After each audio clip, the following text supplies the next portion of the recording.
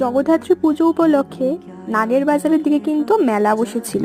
তো আমি সেই মেলায় গেছিলাম, আর যাওয়ার পথে এই ঠাকুরটা একটু দর্শন করে নিলাম। কি সুন্দর হয়েছে না বলো ঠাকুরটা, আমার তো অসাধারণ লেগেছে।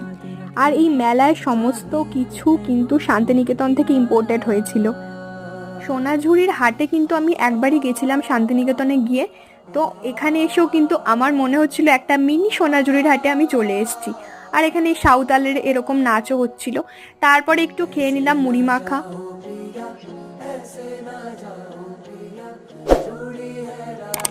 আর মেলা দিয়ে কিন্তু টুকটাক কিছু জিনিস কিনেছিলাম, সেই জিনিসগুলো তোমাদের পরে দেখিয়ে দেবো। আর মুড়ি মাখা খেয়ে কিন্তু পেট ভরেনি, তাই জন্য এখান থেকে নিয়ে নিয়েছিলাম স্পাইসি স্পাইসি চিকেন রেশমি কাবাব।